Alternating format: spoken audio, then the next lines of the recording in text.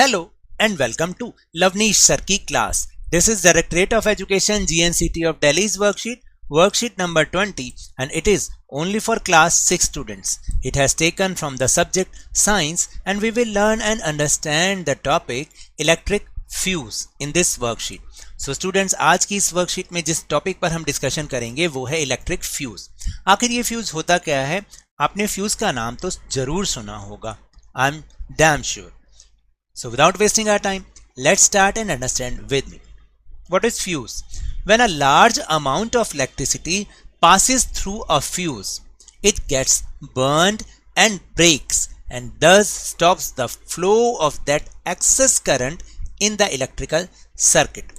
देखिए क्या होता है कि जब इलेक्ट्रिसिटी फ्यूज में से पास थ्रू होती है और वो जैसे ही पास थ्रू होती है फ्यूज में से, तो क्या होता है कि जब ज़्यादा अमाउंट में इलेक्ट्रिसिटी पास थ्रू हो जाती है तो जो फ्यूज़ होता है ना वो जल जाता है और क्या करता है, जो इलेक्ट्रिकल सर्किट का पाथ होता है उसको ब्रेक कर देता है और जो ज़्यादा अमाउंट में करंट फ्लो कर रहा होता है वो वहीं पर ही रुक जाता है. इससे बहुत सारी चीज़ें बच जाती हैं.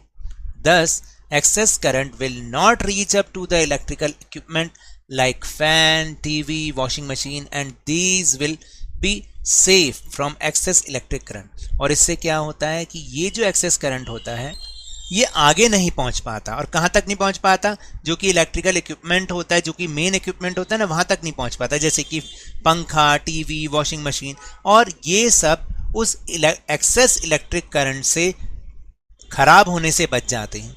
अब आपको समझ में आया कि फ्यूज़ कितने काम की चीज़ है. नाम तो फ्यूज़ है लेकिन है बहुत काम की चीज़, क्योंकि जब भी एक्सेस अमाउंट में इलेक्ट्रिसिटी उससे पास थ्रू होगी वो हमेशा जल जाएगा और वो टूट जाएगा, बर्न हो जाएगा, जल जाएगा, टूट जाएगा और जो इलेक्ट्रिकल सर्किट होता है उसको वहीं पर ब्रेक कर देता है, जिससे कि एक्सेस करंट जो है वो आगे नहीं बढ़ पाता और हमारे इलेक्ट्रिकल इक्विपमेंट बच जाते हैं. The fuse wire is made up of a very thin metallic wire. जो ये फ्यूज वायर होती है ना बहुत ही पतली और मेटल की वायर होती है and acts as safety device for electrical equipment from excess current. और एक तरह से ये क्या करती है, सेफ्टी डिवाइस की तरह काम करती है. किसके लिए? इलेक्ट्रिकल इक्विपमेंट के लिए, ताकि जो एक्सेस करंट है उससे वो चीज़ खराब ना हो पाए. अब आप समझे कि इलेक्ट्रिक फ्यूज क्या होता है और उसका क्या वर्क होता है. So, let's move to an activity. Let us see the below pictures of two bulbs and try to find out which of the given bulb is fused and why. यहाँ पर आपको एक पिक्चर दिखाई गई है जिसमें there are two bulbs. Here is the picture. आपको इसको ध्यान से देखना है और बताना है कि इन टू बल्ब्स में से कौन सा जो बल्ब है वो फ्यूज्ड है और क्यों है. आप बहुत ध्यान से इसको केयरफुल देखें. और ये जो मैं ब्लू लाइंस लगाता हूँ, ये ब्लू टिक लगाता हूँ, ये सिर्फ समझाने के लिए, आपको कहीं पर भी कॉपी या वर्कशीट में नहीं लगाना है. तो जब आपने केयरफुली देखा तो आपको क्या समझ में आया कि जो बल्ब ए है, this is bulb A and this is bulb B. Bulb A is fused because there is a break in its filament. इसको कहते हैं फिलामेंट. ये क्या चीज़ होती है? ये फिलामेंट होता है. और अगर ए वाला बल्ब देखोगे आप, इसका जो फिलामेंट है वो ब्रेक हो रखा है. जब ब्रेक हो जाएगा तो ये एक तरह से फ्यूज का काम करता है, क्योंकि एक्सेस अमाउंट में इलेक्ट्रिसिटी आ गई इसलिए ये फ्यूज हो गया और जो है ये खराब हो गया. यहाँ पर आपको हिंट भी दिया था कि any bulb become fused whenever its metallic filament made up of tungsten metal. किसका बना होता है? टंगस्टन मेटल का. कौन? Filament. Get burn and broken due to excess electrical current and thus no electric current can pass through between its two terminals. देखो, जब ये excess amount में बिजली आ गई, ठीक है, तो ये क्या हुआ, फिलामेंट जो है वो जल गया और ब्रोकन हो गया इलेक्ट्रिक करंट से, एक्सेस इलेक्ट्रिक करंट से. और अब जो इलेक्ट्रिक करंट है वो पास थ्रू नहीं होगा, जो कि टू टर्मिनल्स होते हैं ना, याद है ना, टू टर्मिनल्स, एक तो पॉजिटिव और एक नेगेटिव टर्मिनल, उनके बीच में पास थ्रू नहीं होगा. This will stop the bulb to glow and to give light. और ये ऐसा होने से क्या होगा कि ये ग्लो करना बंद कर देगा और लाइट देना बंद कर देगा।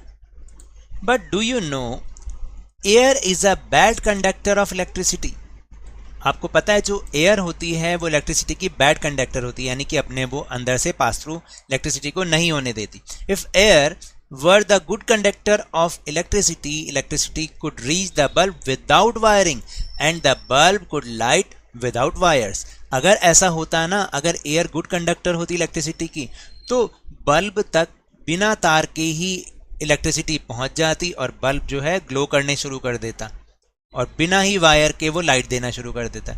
More over the electricity running through the wire could scatter all around the wire and then it might be dangerous. और अगर ऐसा होता, अगर जो एयर है वो गुड कंडक्टर होती है, तो क्या होता, वायर के चारों तरफ जो इलेक्ट्रिसिटी क्या होती, फैल जाती और ये जो स्थिति है बहुत डेंजरस हो सकती थी। सो इसलिए air is a bad conductor of electricity. Now will move on question answer section. Question number 1 is match the following. अब आपको क्या करना है, सही को सही के साथ मैच करना है। जैसे स्विच है, लास्ट वर्कशीट में मैंने आपको बताया था स्विच इट ईदर ब्रेक्स और कंप्लीट्स। स्विच क्या करता है, वो इलेक्ट्रिक सर्किट को या तो ब्रेक करता है या कंप्लीट करता है। तो इसको हम इसके साथ मैच कर देंगे, स्विच को हम 6 के साथ मैच कर देंगे ऐसे। Then next is filament. Filament क्या होता है, फिलामेंट ग्लोज, ध्यान से देखो, फिलामेंट अभी बताया था ना, बल्ब का फिलामेंट क्या करता है, glows when electricity passes in it. जब उसके अंदर इलेक्ट्रिसिटी जाती है तो बल्ब के अंदर होता है और वो ग्लो करना शुरू कर देता है। देन इंसुलेटर, इंसुलेटर्स क्या होते हैं, जो कि बैड कंडक्टर होते हैं, अपने अंदर से इलेक्ट्रिसिटी को पास थ्रू नहीं होने देते हैं, तो does not allow electricity to pass, अपने अंदर से इलेक्ट्रिसिटी पास नहीं होने देते। एंड देन बैटरी, बैटरी मैंने आपको पहले भी बताया है, वो अगर 2 या 2 से ज़्यादा सेल हों तो उसको हम बैटरी कहते हैं। तो अ कॉम्बिनेशन ऑफ सेल्स। और उसके बाद कंडक्टर, कंडक्टर का मतलब क्या होता है कि उसमें से इलेक्ट्रिसिटी पास थ्रू हो जाए, तो इसको हम इसके साथ मिलाएंगे 3 के साथ। Allows electricity to pass through in it, यानी अपने अंदर से इलेक्ट्रिसिटी को पास थ्रू होने देते हैं। नाउ सेल, सेल क्या होता है, मैंने आपको पहले भी समझाया है, सेल होता है a device which converts chemical energy into electricity. इस तरह से हमें इसको मिलाना है। Now next question, draw the symbol of the following. अब आपको याद है ना, जब इसकी फर्स्ट वर्कशीट आई थी इस लेसन की, तो मैंने आपको पहले ही कहा था कि इन सिंबल्स को आप याद कर लेना, ये बहुत इंपॉर्टेंट है। ठीक है, अब हमें इनके सिंबल्स बनाने, कैसे बनाने हैं, लेट्स सी। जैसे सेल बनाना है, तो सेल के लिए आप पहले एक स्ट्रेट लाइन डालोगे, फिर एक ऐसी लाइन, ठीक है, फिर एक छोटी लाइन और फिर एक स्ट्रेट लाइन। ये बन गया आपका सेल। इसको थोड़ा सा बड़ा कर दो, ये बन गया आपका सेल। फिर इसके बाद बनाना है बैटरी। तो बैटरी के लिए आप क्या करोगे, फिर दोबारा से एक सेल बनाओगे, इसको थोड़ा सा बड़ा कर लो, फिर एक लाइन यहाँ पर ऐसे, फिर एक और लाइन ऐसे, और फिर ये वाला सेल बन जाएगा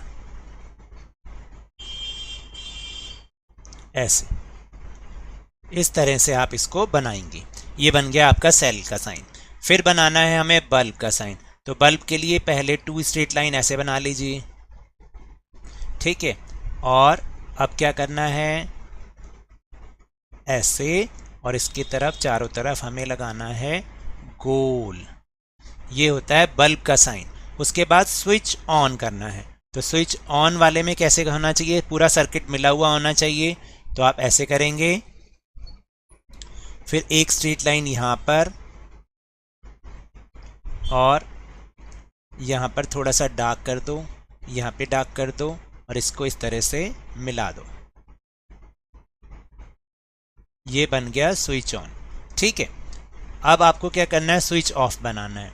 तो स्विच ऑफ के लिए यहाँ पर ऐसे एक स्ट्रेट लाइन यहाँ पर, फिर क्या करना है आपको, यहाँ पर थोड़ा सा डार्क कर दो और एक लाइन इधर भी ऐसे, क्योंकि ये ब्रेक हो रखा है, सर्किट क्या हो रखा है, ये ब्रेक हो रखा है।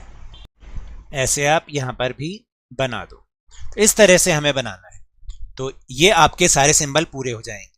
तो टेलीग्राम ऐप पर भी हमने अपना चैनल बनाया है लवनीश सर की क्लास, जिसका लिंक आपको इस वीडियो के डिस्क्रिप्शन बॉक्स में मिल जाएगा। वहां से आप हमारे चैनल के साथ जुड़िए और इस वीडियो का जो लिंक है और जो दूसरे वीडियोस हैं उन सब का लिंक आपको एक साथ मिल जाएगा। आपको कहीं सर्च करने की जरूरत नहीं पड़ेगी। So now that's all for this worksheet. अगर मेरे इस तरह समझाने से अब आपको समझ में आने लगा है तो इस चैनल और वीडियो को लाइक कीजिए, शेयर कीजिए और नए हैं तो सब्सक्राइब कीजिए। और याद रखिएगा, whenever you will go outside, please wear your mask और wash your hands with soap and water regularly। जब भी आपकी टर्न आए कोरोना की वैक्सीनेशन जरूर करवाएं, क्योंकि कोरोना को हराना है और जिंदगी को एक बार फिर से सुहाना बनाना है। इसी उम्मीद के साथ थैंक यू वेरी मच।